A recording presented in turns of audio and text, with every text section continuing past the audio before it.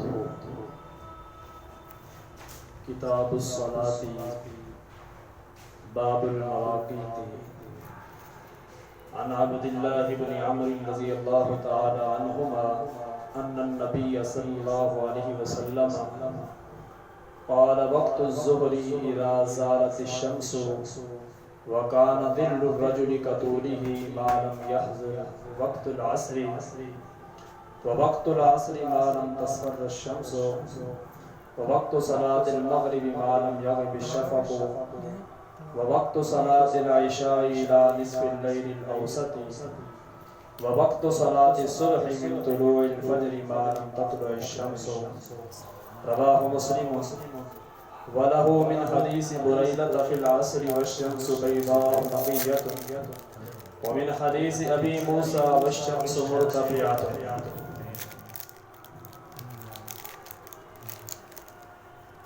آج ہم اللہ کے فضل و کرم کے ساتھ ابن حجر عسقلانی رحمہ اللہ کی کتاب بلوغ المرام کی ایک کتاب الصلاۃ کا آغاز کرنا چاہ رہے ہیں.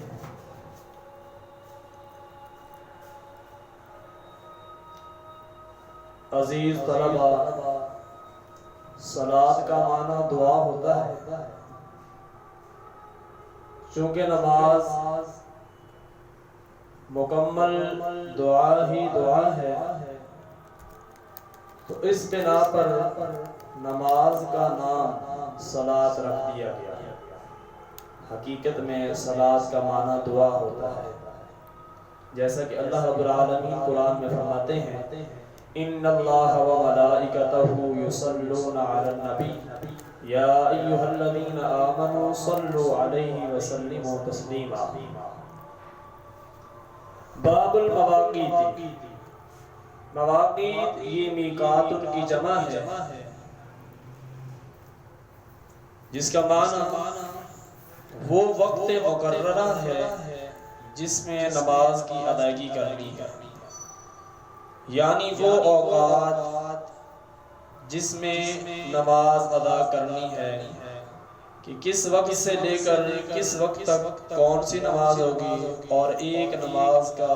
وقت کب تک جاری رہے گا اور دوسری نماز کے وقت کا آغاز کب ہوگا. پہلی حدیث سیدنا عبداللہ بن عمر رضی اللہ تعالی عنہ کی ہے. فرماتے ہیں نبی کریم صلی اللہ علیہ وسلم نے فرمایا وقت الظہر اذا زالت الشمس. لوگوں، نماز ظہر کا وقت اس وقت تک جاری رہتا ہے جب تک سورج ڈھل نہ جائے. جب سورج ڈھل جائے اس وقت نماز ظہر کا وقت شروع ہوتا ہے. سورج ڈھلنے لگے اس وقت نماز ظہر کا وقت شروع ہوگا. وَكَانَ ظِلُّ الرَّجُلِ كَطُولِهِ. اور نماز ظہر کا وقت اس وقت تک جاری رہے گا جب تک آدمی کا سایہ اس کی لمبائی کے برابر نہ ہو جائے. عزیز طلبہ، یہاں یہ بات سمجھ لیں کہ نماز ظہر کا وقت سورج ڈھلتے وقت شروع ہو جائے گا. جیسے ہی سورج مائل ہوگا تو نماز ظہر کا وقت شروع ہو جائے گا. اور تقریباً یہ آج کل 12 بجے کے قریب جو ہے سورج ڈھل رہا ہے، تو اس وقت نماز ظہر کا وقت شروع ہوتا ہے. اور جب آدمی کا سایہ اس کی لمبائی کے برابر ہو جائے گا اس وقت تک نماز ظہر کا وقت جاری اور ساری رہے گا. لیکن یہاں ایک بات ذہن میں رہے کہ نماز ظہر کے وقت کے لیے نبی علیہ السلام نے فرمایا کہ ظل الرجل کطولہ. جب تک آدمی کا سایہ اس کی لمبائی کے برابر نہ ہو جائے، یہ لمبائی دیکھتے ہوئے یہ بات ذہن میں رہے کہ جو اصل سایہ ہے وہ نکالنا ہے. اصل سایہ نکال کر پھر جو آدمی کا سایہ اس کی برابری اس کی لمبائی کے برابر ہو جائے تو پھر نماز ظہر کا وقت ختم ہو جائے گا. اکثر طلباء یہاں غلطی کرتے ہیں اور اس چیز کو نہیں سمجھتے کہ نماز ظہر کا وقت جب انسان کا قد کے برابر جو ہے اس کا سایہ ہو جائے تو اس وقت نماز ظہر کا وقت ختم ہو جائے گا، یا پھر اصل سایہ نکال کر، وہ فے زوال جسے کہا جاتا ہے نا، اصل سایہ اس کو بھول جاتے ہیں، وہ نہیں نکالتے۔ تو اصل سایہ وہ نکال کر پھر انسان کے قد یا کسی بھی چیز کی لمبائی کے برابر اگر سایہ ہو جائے تو نماز ظہر کا وقت ختم ہو جاتا ہے۔ یہی موقف ہے امام مالک، امام شافعی، امام احمد اور امام ابو یوسف اور امام ظفر رحمہ اللہ کا۔ ایک قول کے مطابق امام ابو حنیفہ رحمہ اللہ کا بھی یہ موقف ہے، لیکن ان سے جو مشہور روایت ہے، جو ان کا مشہور موقف ہے، وہ یہ ہے کہ جب تک انسان کا سایہ یا کسی بھی چیز کا سایہ ڈبل نہ ہو جائے، یعنی دو مثل نہ ہو جائے، تب تک نماز ظہر کا وقت جاری رہے گا۔ لیکن تینوں ائمہ اور امام ابو یوسف، امام ظفر اور اس حدیث کے اندر جو بات بیان ہوئی ہے وہ اس چیز کی تائید کرتی ہے کہ نماز ظہر کا وقت ایک مثل تک جاری رہتا ہے۔ نمبر 2 یہ ہے ما لم یحضر وقت العصر، جب تک نماز عصر کا وقت حاضر نہ ہو تب تک نماز ظہر کا وقت جاری اور ساری رہے گا۔ جب ہمیں نماز ظہر کے وقت کا علم ہو گیا، پتہ چل گیا، تو اب جیسے ہی نماز ظہر کا وقت ختم ہوگا آگے نماز عصر کا وقت شروع ہو جائے گا۔ ظہر کا وقت ختم ہوتے ہی نماز عصر کا وقت شروع ہو جاتا ہے۔ وَوَقْتُ الْعَصْرِ مَا لَمْ تَصْفَرَّ الشَّمْسُ، جب تک سورج زرد نہ ہو جائے تب تک نماز عصر کا وقت جاری اور ساری رہے گا۔ یہاں ایک بات سمجھ لیں کہ اس حدیث میں ہے کہ جب تک سورج زرد نہ ہو جائے تب تک نماز عصر کا وقت جاری رہے گا، جبکہ دوسری حدیث میں رسول اللہ صلی اللہ علیہ وسلم نے فرمایا ہے کہ من ادرک رکعۃ قبل غروب الشمس، کہ جس انسان نے سورج غروب ہونے سے پہلے ایک رکعت پا لی فقد ادرک العصر، تو اس نے نماز عصر کو پا لیا۔ اب بظاہر ان دونوں حدیثوں میں تعارض نظر آتا ہے کہ یہ دونوں حدیثیں ایک دوسرے کے مخالف ہیں، چونکہ سورج زرد پہلے ہو جاتا ہے، غروب بعد میں ہوتا ہے، تو یہاں وقت بیان کیا گیا ہے نماز عصر کا جب تک سورج زرد نہ ہو جائے، اور اس حدیث میں یہ وقت بیان کیا گیا ہے کہ جب تک سورج غروب نہ ہو جائے۔ سورج غروب ہو گیا اس وقت بھی اگر آپ کو ایک رکعت مل گئی ہے، آپ نے ایک رکعت پہلے پڑھ لی ہے سورج غروب ہونے سے پہلے تو آپ کی نماز ادا شمار ہوگی، قضا نہیں ہوگی۔ تو اس تعارض کو حل کرنے کے لیے محدثین نے یہ طریقہ اختیار کیا ہے اور یہ تطبیق دی ہے کہ ہم نماز عصر کے لیے یہ کہیں گے کہ ایک افضل وقت ہے اور ایک غیر افضل وقت ہے۔ تو جب تک سورج زرد نہیں ہو جاتا، سورج زرد ہونے سے پہلے جو ادا کرے گا وہ گویا نماز عصر کو افضل وقت میں پڑھ رہا ہے، اور جو شخص سورج زرد ہونے کے بعد پڑھے تو وہ غیر افضل وقت میں پڑھ رہا ہے، اور یہ عادت اور معمول نہیں بنانا چاہیے، چونکہ یہ رسول اللہ صلی اللہ علیہ وسلم نے ایک منافق کی نشانی بیان کی ہے کہ منافق بیٹھا رہتا ہے اور جب سورج غروب ہونے کے قریب ہوتا ہے تو اس وقت وہ جلدی سے آتا ہے، وضو کرتا ہے اور 4 ٹھونگے مارتا ہے اور چلا جاتا ہے۔ تو نماز عصر کا وقت مختار قول کے مطابق اس وقت تک جاری رہتا ہے جب تک سورج زرد نہ ہو جائے۔ آگے فرمایا وقت صلاۃ المغرب ما لم یغب الشفق، نماز مغرب کا وقت اس وقت تک جاری رہے گا جب تک زردی غائب نہ ہو جائے، شفق غائب نہ ہو جائے۔ سورج غروب ہونے کے فوراً بعد نماز مغرب کا وقت شروع ہو جاتا ہے اور شفق کے غائب ہونے تک نماز مغرب کا وقت جاری اور ساری رہتا ہے۔ یہاں ایک بات سمجھ لیں کہ شفق کسے کہتے ہیں، آگے اسی باب کے اندر حدیث آئے گی سیدنا عبداللہ بن عمر رضی اللہ تعالیٰ عنہ کی، وہ فرماتے ہیں کہ الشفق الحمرۃ، شفق سے مراد زردی ہے۔ سورج غروب ہونے کے بعد آسمان پر ایک زردی نمودار ہوتی ہے، شفق سے مراد وہ زردی ہے۔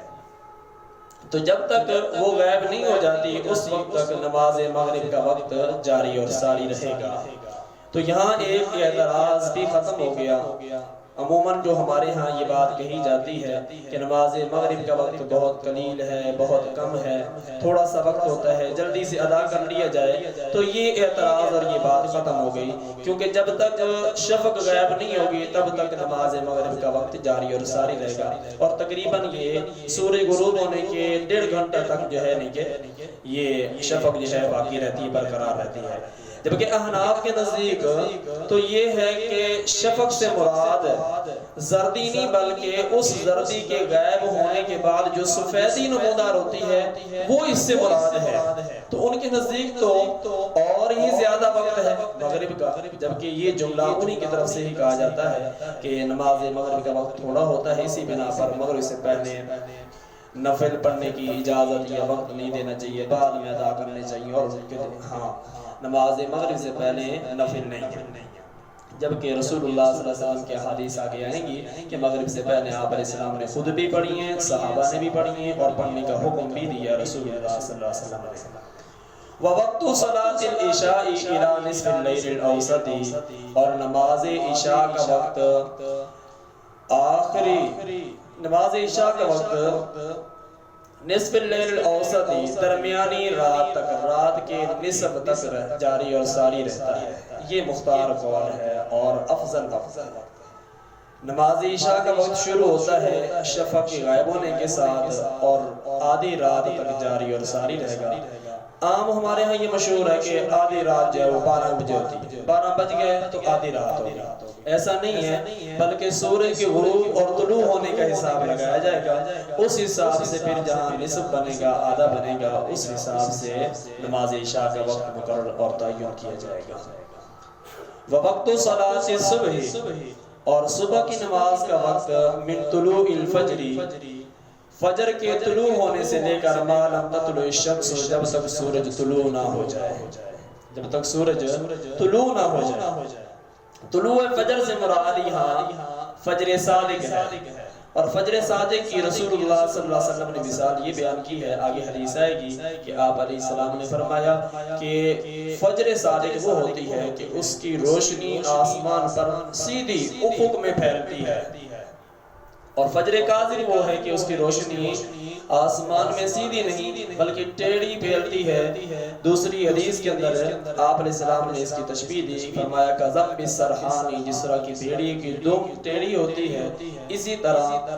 فجر کاذب کی روشنی جو ہے وہ ٹیڑھی ہوتی ہے، یوں مڑی ہوئی ہوتی ہے، جبکہ فجر صادق کی روشنی سیدھی آسمان کی طرف اور کناروں کی طرف جا رہی ہوتی ہے۔ تو اس حدیث میں رسول اللہ صلی اللہ علیہ وسلم نے پنجگانہ نماز کے اوقات بیان کیے ہیں۔ اگلی حدیث سیدنا بریدہ رضی اللہ عنہ کی ہے نماز عصر کے متعلق کہ وَالشَّمْسُ بَيْضَاءُ نَقِيَّةٌ، کہ ہم لوگ عصر کی نماز پڑھ کر فارغ ہو جاتے اور سورج بالکل صاف ہوتا تھا، تو یہ اسی وقت ہی ہوگا جب انسان سورج کے زرد ہونے سے پہلے نماز عصر کو ادا کرے گا، تو سورج نماز ادا کرنے کے بعد بھی بالکل صاف ہوگا۔ سیدنا ابو موسیٰ کی حدیث کے الفاظ اگر آپ پڑھیں تو اس میں دیکھیں وَالشَّمْسُ مُرْتَفِعَةٌ، سورج بلند ہوتا تھا، یعنی ابھی